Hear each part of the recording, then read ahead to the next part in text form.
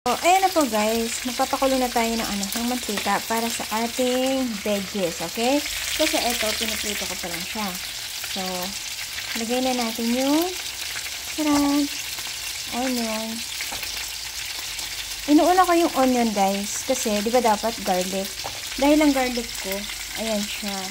So, hindi natin pwedeng ilagay una yung garlic kasi medyo maano siya. Masusunod. So, ayan na. Ayan guys, dahil ma-brown-brown na siya, lalagyan na natin siya ng, ayan. Almost like, 1 whole of, spoon ng garlic. Then after that, ayan. Tignan nyo kasi mabilis lang ma-burn yung yung maluto yung garlic. Okay. Tapos, ang next na dyan, lagay na natin yung ating potato. Diba? Habang nakaprito yung chicken doon. Alam nyo guys, kahit ganyan lang, gusto nila yung mga niluluto ko, hindi ko alam kung bakit. So, sabi nila, masarap daw ako magluto, kaya nasanay sila. Imagine, after ko nag-bake ng cake, ayan o. Diba? Nag-bake pa tayo ng cake, guys. Swerte nila sa akin, no? All around na talaga. Driver, katulong, tagaluto, tagalaga ng bata, tagalinis. Gusto. Kung alam lang nila sa Pilipinas ang trabaho ng mga Ayan, guys. Ayan na po. Gisa-gisa. Pero kahit ganyan lang yan, masarap yan. Then, palalambutin ko lang ng konti yung potato. Hindi masyadong guys, overcook kasi isasalang ko pa yan sa sa oven. So, kaya medyo simplihan lang natin siya ng ng luto. Ayan. Kahulog-hulog na. Ayan. Yung mga niluluto ko dito, mostly pinapanood ko lang nanonood lang ako sa YouTube, kumukuha ko ng mga idea. Tapos, minsan, ginagaya ko lang mga Turkish food, mga Italian food. Diba?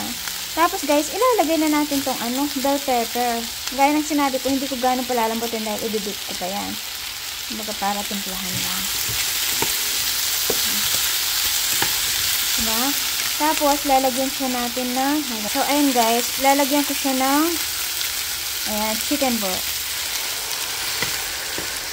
Diba? Ilagay na natin lahat kasi, yan, one kind of, chicken broth. Para malasa. Tapos, kapag nilagay na natin yan, lagyan natin ng paprika. Ayan o, paprika. Tapos, lagyan ko siya ng, parsley.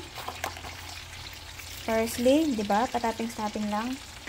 Tapos, yan. Paminta. Natin ng pepper. Then, syempre, of course, di mawawala yung salt. Paano magkakalasa, diba? Salt to taste lang, guys. Kapag matitikman mo naman kung pa, diba? Tapos, ayun guys, gumagamit ako ng seasoning. Seasoning. Para mas malasa siya. Diba? So, ayan na. Tapos, pakunti-pakunting lang.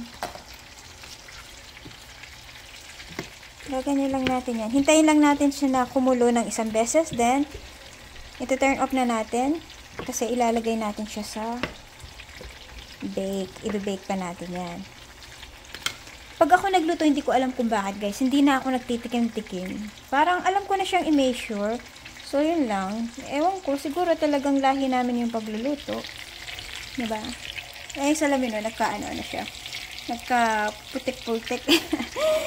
Nagtalamsik. Mamaya lilinisin yan. So, there you go guys. Hintayin na lang natin hanggang maano siya. Matapos, kumulo na isang beses. Okay? There you go. Ayan na guys. Kumukulo na po siya. So, okay na yan. I-transfer na natin siya sa isang tray. Okay guys? So, ayan na guys. I-transfer na natin siya. So, yung chicken. Diba?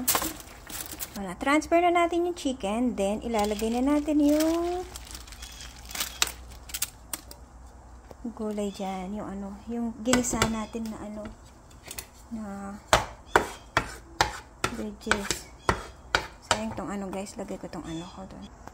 And so, ayan na po guys. Nilagay ko na yung ano dyan. Tapos lalagyan natin siya ng parsley sa taas para medyo makulay naman yung ano. Then after that, bake natin siya ng 354 45 minutes. Then, all done. That's it. Lalagyan na natin siya sa oven. Ganun lang yung pagluluto, guys. Diba? Hindi nasasarapan sila sa mga luto natin.